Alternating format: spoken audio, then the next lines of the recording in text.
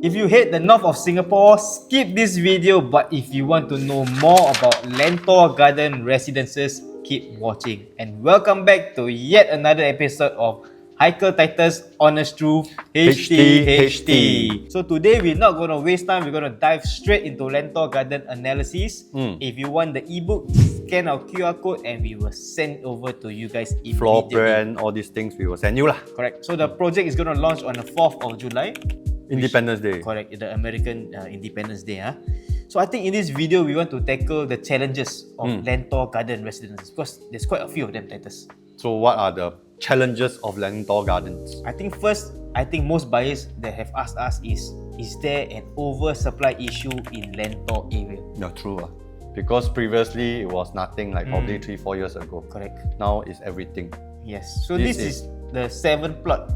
So, and I think there's about Some 2 more more or 3 more coming up lah. Yes. So when you buy Lentor Garden, can you exit? That is the main question lah. Yes. And also with regards to rental yield, Yes. is there a rental yield issue here in Lentor? So we will address all these, and if you guys are keen, keep watching till the very end basically. Okay, so Hiker, when it comes to supply in Lentor, many supply, right? But there are also other areas in Singapore that has many condos. Correct. So what will most agents say about Lentor? If you ask them, hey, so many units here, can I still buy or not? Can make money or not? Can exit or not? They say new launch, confirm can make money. Just buy. Okay. Then end of video lor. Correct. So just buy. Okay. So if you're wondering, right, actually Lentor in the whole of it, currently I think it's about 4,000 supplies lah, coming from 8 different developments, right? So I think, is it a lot? It's To quite be a lot. honest, yes lah, it is a lot. This is a matter of fact, right? But the most of them coming from the 6 plots. So out of these 4,000, right, majority of the units are coming from the 6 plots. I think about 2,008 to 3,000 of them, which are going to TOP soon lah, within 2026 this year to 2028. The first being Lentor Modern, which has already TOP and Yes. very good resale transaction. Yeah. So if let's say out of these 3,000 units that are going to TOP soon in the next 2 years, 10% of them sell. That's about 300 units in the market trying to exit, right? So if you're one of them, definitely I think you will be a struggle. You will take some time to sell your unit lah. But if you are there for own stay because you like St. Nicholas, you like Ang Mo Kio, you like the northern side of Singapore, then doesn't really matter lah because you are there for the medium to long term. The potential challenge only comes for investor who wants to like flip once their SSD is up lah. Correct. So I think this is the challenge that the current owners are facing. But as a Lentor Garden buyer/investor, will you be facing this same supply issue when you're trying to exit from 2030 onwards? Right. So because I think of the 4 years SSD, it can be a blessing in disguise. You are forced to be locked in from 2026 to 2030. Correct. Minimally lah. Yes. So during these 4 years, right, the current supply of Lentor, they are trying to be cleared off. So we have 4 years where all this supply will be absorbed. So hopefully all these units that TOP will all be gone by then. So when it comes to your turn to sell, there will be lesser competition. Because when it comes to lesser competition, it will be easier to offload your unit. Because Hiker, when is the period of a project that has the most unit that will flood the market to sell? Usually within the first year. Yeah, so just TOP, then a lot of people want to chow Correct. already mah. Yes. Right. So that is the period whereby the first 6 plot you mentioned in 2026 to 2028, right? In the next 2 years, we will see a lot of Lentor supply. Yes. But you buying LG7 Lentor Gardens, right? You will not be affected because theoretically you cannot do anything until 2030 mah. Yes. By then, what we are trying to say is, logically, this supply will then die down because people who are stable and anchor into Lentor, right? There will still be sellers. Yep. But not the floodgate open like when they just TOP. Yes. So definitely by the time you want to exit, the supply will have dwindled down. So it will be easier for you to exit in the future lah, hopefully. We cannot predict the future, but this is what we are speculating, of course.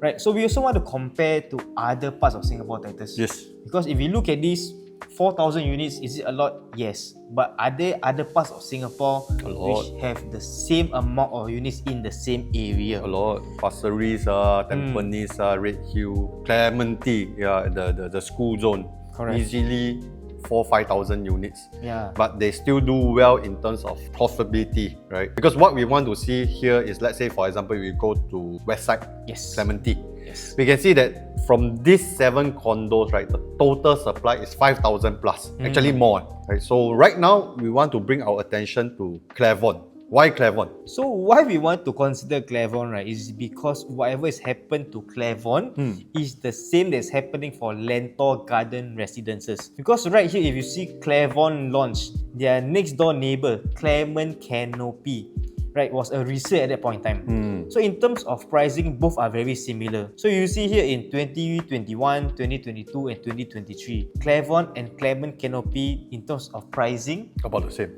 yeah, resale and new launch, almost the same PSF. This only changed when Clairvon TOP, then you suddenly see a price gap appears. Go up. So why did this happen, Titus? This is expected in a way because a newer product by right should be more or less expensive. Yes. More expensive, ma. So right now, if let's say for example we go back to Lentor Gardens, right, we can see how Lentor Modern is transacting at 2004, 2005 per square feet in the resale sub-sale market. Yes. So moving forward, right, this 2005, 2006 kind of will be, it's already proven. It will be a norm in Lentor. Yep. So when you are buying a Lentor Garden, a new project, right, the launch price is going to be, right, we estimate to be average 2003. Yes. Starting from 2000, so maybe from 2000 to 2005, 2006, average 2003. So you are repeating the Claremont Canopy and Clairvon idea, whereby you are buying around the same price. And if let's say you get a very good Q number, you could potentially be buying cheaper than a lot of your resale older neighbors. So I think when it comes to Lentor, there are a lot of units. But I think what is most important is buying at the right price. Yes. When you are buying below the average of the whole vicinity, you can definitely exit easier as compared to your neighbors and still make a good profit.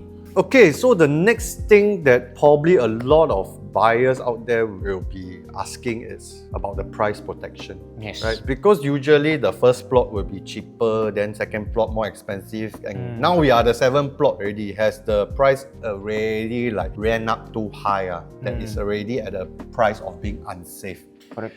So we kind of see something very interesting because the earlier plots in Lentor, they don't really have this price protection, or we agents like to call it first mover advantage, right? Because you can see that the land bid after the first one, which is Lentor Modern, right, is actually cheaper than the first one. And for Lentor Garden, right, the land bid, which is the 7th bid, by right is supposed to be higher, but in fact it's the cheapest among the rest because developer got the land at 920 PSF PPR, I think. Yes, correct. The latest is like the newest product but then cheapest. So this is like a last mover advantage basically. Yes. The opposite of what we usually see in the market. The other thing is then will the trend continue? The 8 plot will be cheaper. Fortunately for Lentor Gardens residents, because the 8 plot has already been bidded, which is actually 1,200 PSF PPR, right? There is a $300 price protection, right, between Lentor Garden and the next plot. So Heike, the question is, does it mean that developer now buy it cheap, right? They will sell cheap, or probably they buy it cheap, then they want to be greedy and then they earn more? Because I think there's no direct correlation for this. So if you look at Pinery, they bought their land cheap. But when they launched, they whack all the buyers because I think they average about 2.5. They're very confident about the location. Yeah. So basically, when it comes to Lentor, they bought the land cheap.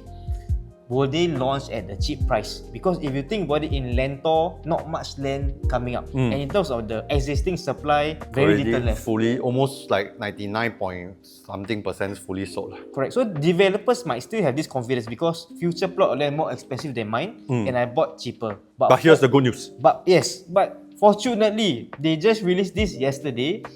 In terms of the PSF, they're going to launch at 2,000 PSF and they're going to average at 2,003. So if you get any units, I think below 2,300, 2,400, it's a very good pricing. Yes. Anything above, maybe time to go buy elsewhere lah. Just to let you guys know. And also we see how the developer track record of pricing strategy, right? Especially this developer Kingsford, right? They always run their pricing strategy in places like Chuan Park, One Marina Garden, right? So we do think that they have this pricing strategy that they are not very aggressive. They always want to start relatively low. Correct. Then slowly they see the traction and then they might just make a little bit of increment. Kingsford is not known to be like that kind whereby from day one they rank very high.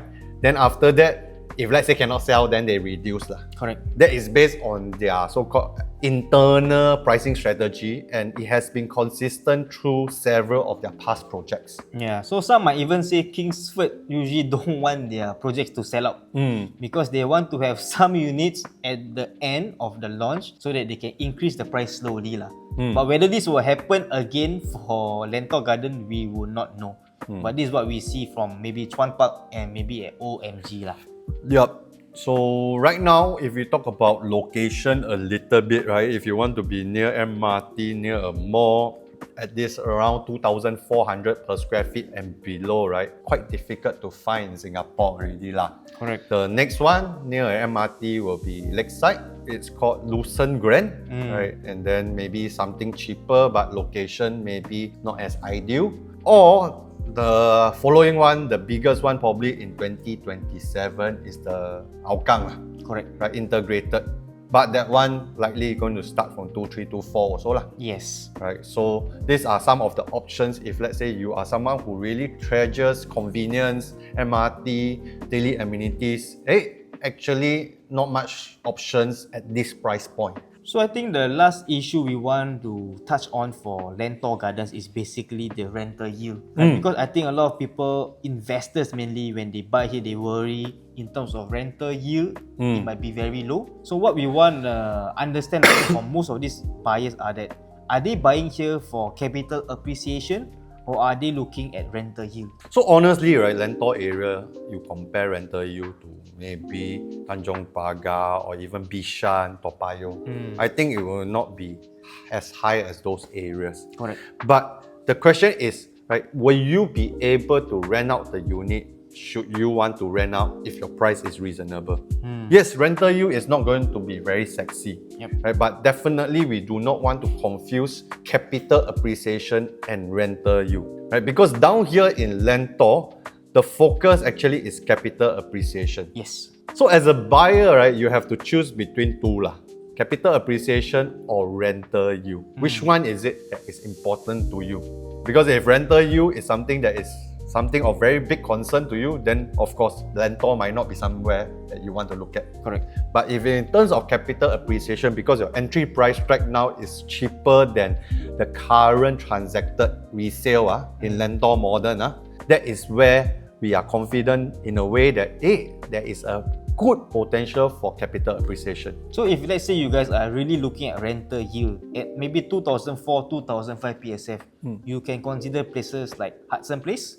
But of course at Hudson Place, rental yield is strong, but the location is not near MRT, not near any convenience. So this is the trade-off you get lah, basically in terms of rental yield and capital appreciation. So I give one very good example, right? You say like Geylang property, right? 800,000 can buy already, I think. Can. Rental amount 3,002 per month? Yes, somewhere there. Okay, so 3,002 times 12 divide by 800,000, the rental yield is very good. I think 5%. I mean, hopefully he's right with the math. We will check. So that amount of 5% is very good. Yes. If you look at rental yield, 5% very high. I'm very happy. But the Geylang property 6 years ago is 800,000. Now, today it's still 800,000. So you get that rental yield, but capital appreciation because of the location, because of there's no transformation, there's no units pushing up the prices, there's nothing moving there in terms of transaction. Your 800,000 is still 800,000, no? Correct. So it's important to know what you're buying for, whether you want the rental yield or do you want capital appreciation. And we always say capital appreciation should be your primary concern when it comes to property investment. Rental yield, then go buy Geylang. Very simple. Can. Very high. Very near my house also. Okay, so if you are looking to buy Lentor Gardens Residence and you want an in-depth analysis, right, you can reach out to us, scan our QR code, or if you want rental yield, you want to buy Geylang property, you can also reach out to us. We will share with you which one is actually the lowest entry price for Geylang property. Otherwise, we just want to thank you once again for watching our episode of Hiker Titus Honest Truth. HT. We see you in the next episode. Bye.